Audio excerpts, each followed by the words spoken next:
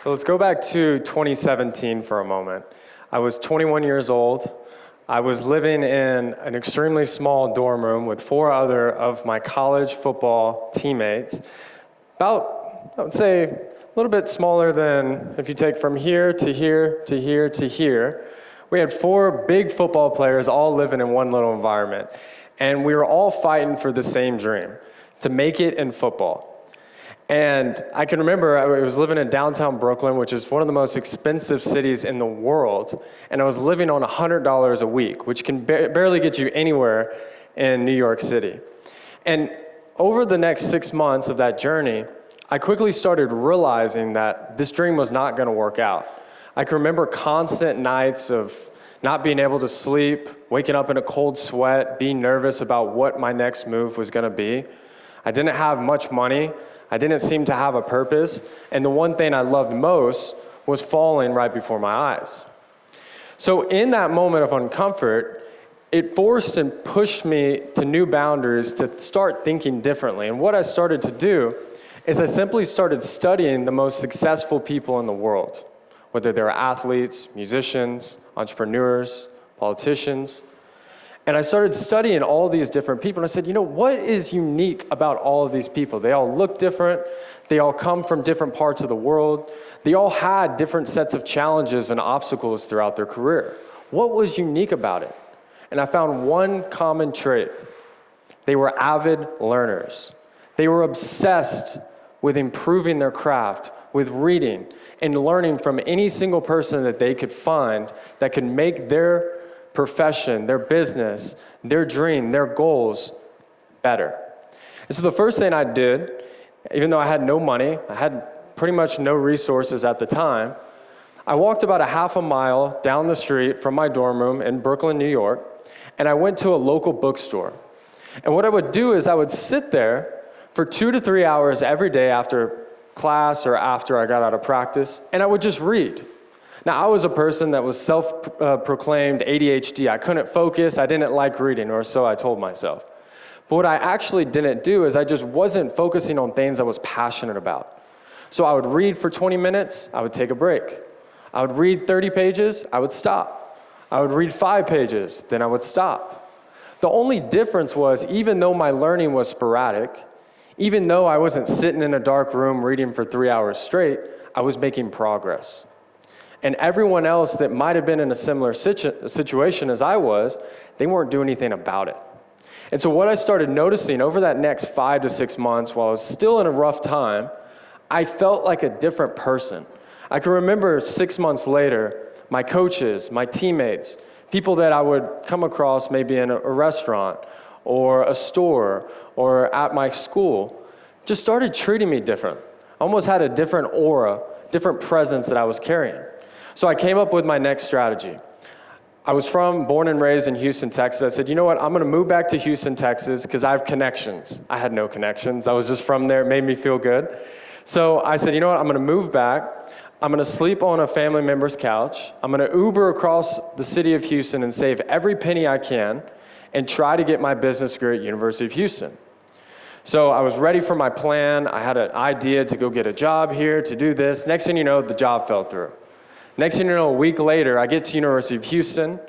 They're doing orientation, which is supposed to be the most exciting time, and they're doing roll call. Suddenly they say my name. They go, Mitterlehner. I go, yep, I'm here. She goes, I need to talk to you. I said, what, you need to talk to me? She's like, I need to talk to you. I'm talking to you right after the speech. So of course I got to listen to a 45-minute presentation about school, sitting here thinking about who did I make mad over the last 5 years? What ex-girlfriend's aunt, mom, or cousin, or someone knows about me and is really, really mad about me?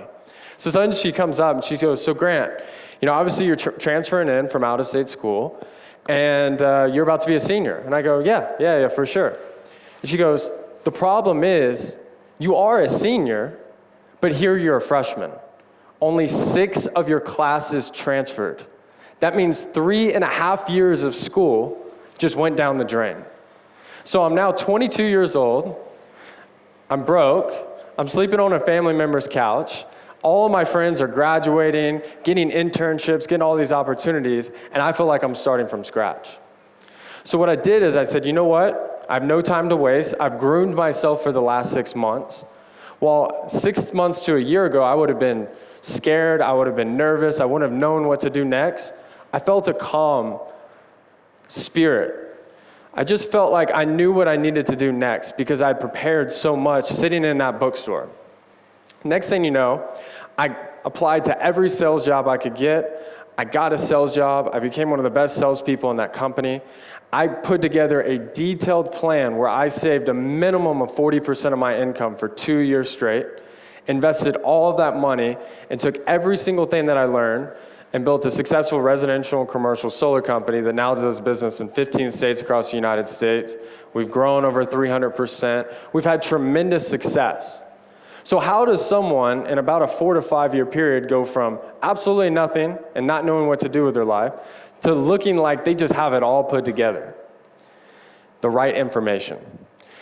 The world is changing at such a rapid pace with AI, with technology, with social media, that if you don't adapt, you're going to be left behind. But what's interesting and what I found in my story, and also through connecting with others across the world, is we're entering a new age and a new economy that is decentralized. What I mean by that is a decentralized world economy where the best ideas, businesses, and people win. Not because you knew the right person, because you went to the right university, because you had a lot of resources behind your back. Does that help? Sure. But now we're entering a new age. No matter where you are at in the world, if you have access to working internet, you have the ability to change the world. So there's 3 key areas that every single one of you and anybody that's listening can implement into your own life today that can help you change the world and continue to make it a better place. Number 1, decentralized technology and information. The poorest person in the world right now who has access to working internet, if they can find working internet, has more information at their fingertips than kings and presidents from 100 years ago. One person has access. Everyone, I can see all in your laps and your hands, you're holding a smartphone that has more information than kings and presidents had 100 years ago. That is powerful. And what I learned from this is in my journey is all the things I learned were self-taught through studying the most successful people in the world that I wanted to groom and download all that information so I can implement it into my own life, into my family, into my employees, my business, my community, my country, and the world. And you can do the same. I'll give you an example. Just this week, I was traveling all the way to India, and especially at the beginning of the year, it's a good time to reflect. And I thought, I got to improve on these areas. I want to become a better leader. I want to get better at recruiting and working with certain types of people. I said, well, let's get on the internet. So I got onto YouTube and I started searching it. All of a sudden, an hour-long video came up where Ray Dalio, who created the largest hedge fund in the world, was having an hour-long conversation with Bill Belichick, who's a 6-time Super Bowl winning football coach in the United States, 2 arguably of the most successful people of the last 20 to 30 years, having a conversation about leadership and managing people. Think how hard it would be to have that exact same conversation, to be invited into that room, to be able to be at that conference, know that person, to hear that information that I just learned for free on the internet, just because I had internet. Information is power. And what I found is when you give people who are motivated to make a change in their life, their family's lives, in the world, you give them the potential resources to do so, they will build it. We've seen the growth in countries like India, in the Middle East, and Africa. And over the next 80 to 100 years, we're going to see remarkable leadership innovation all across the world that's going to shape and change humanity forever. It starts with information. The second is decentralized media. Traditionally, when you're looking at media, in the 20th century, it was controlled mostly by a few simple things: newspaper, radio, television, billboards, magazines. Which means if you weren't an unbelievably well-known person or had unbelievably high advertising budgets to spend millions of dollars to be on Fox, to be on CNN, to be on BBC, to be on the largest networks in the world, it was extremely difficult to grow your brand and business. Now, with social media, we have the ability to build our own media companies right from our smartphone with very little editing, resources, time, energy, and money. Just a hope that you want to expand and showcase your brand to the world, your ideas, what you believe in. What I noticed is happened over the last 4 to 5 years in the United States with the growth of podcasts, with the growth of YouTube. And for the last 3 or 4 years, the largest podcast in the United States is a Joe Rogan podcast. He's not what you would typically view someone that was extremely polished, that was on CNN or Fox, but he was authentic. He was unique. And one podcast episode, this was back in 2022, would average 11 million views per episode. Now, when you take a look at the US media market, in 2022, the person that was in second, Tucker Carlson with Fox News, had 3.24 million average viewers. So first place was 11 million, second place was 3.2 million. Massive gap. But this is where it gets even more interesting. Having your own voice and having a decentralized platform to speak your views freely and to actually be able to practice free speech is massive for the future of this world. So we can freely share our ideas similar to how we are today. What happened is Tucker Carlson and Fox had a falling out. They didn't like what he talked about. There was a lot of back-end politics that was occurring. So he started his own media company on X, which is formerly known as Twitter. And on his first episode, he had over 100 million views. 100 million views. This is the power of decentralized media.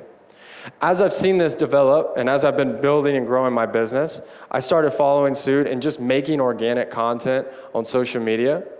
And now I've created a podcast and done really well in business.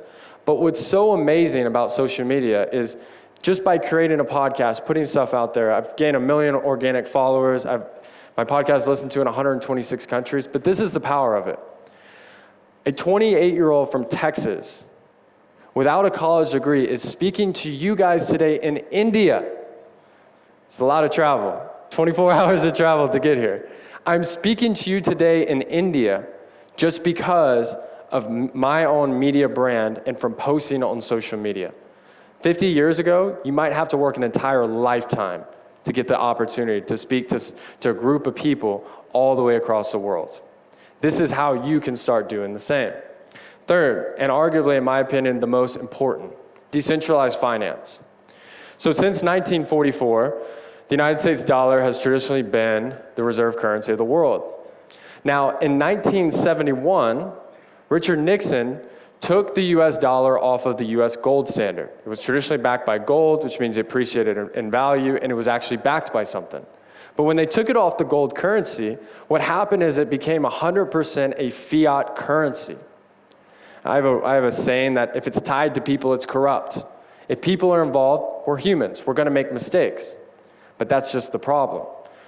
In Washington, we have overspent so much that we have slowly deflated the purchasing power of the US dollar, which currently is the reserve currency of the world, but caused economic hardship all across the world. And if you were saving whatever currency that you operate in, and you are not getting the return at a minimum of inflation, then that means you are slowly losing your purchasing power. If you look at the world, 13% of the world uses the top 6 currencies. Only 13%.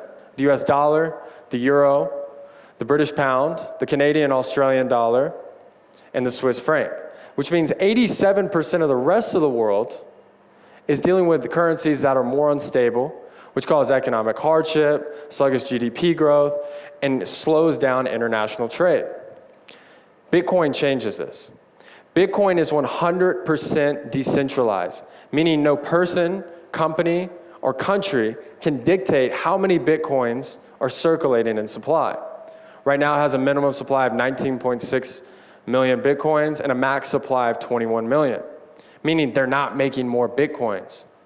Simple supply and demand, it drives the cost up. But many times people think Bitcoin, the importance of it is, if I buy it at this price and then it goes to this price, I'm rich.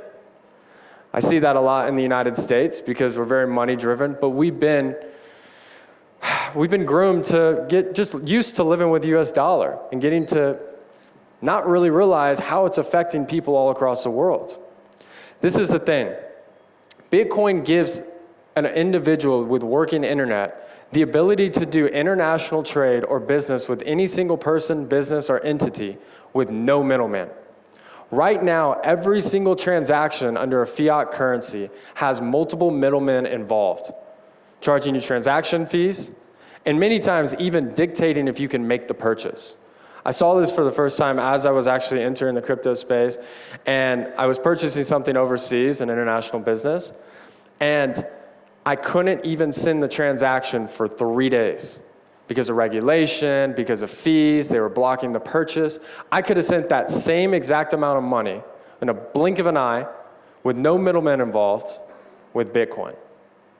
When you look back and kind of step back and you guys look at your own life, whatever you guys do, whatever profession, whatever dreams, whatever desires that you have, decentralization is the key to giving the power back to the people and breaking the typical ordinary power structures the world has known, so we can innovate, create unbelievable change, and push this world forward. So thank you.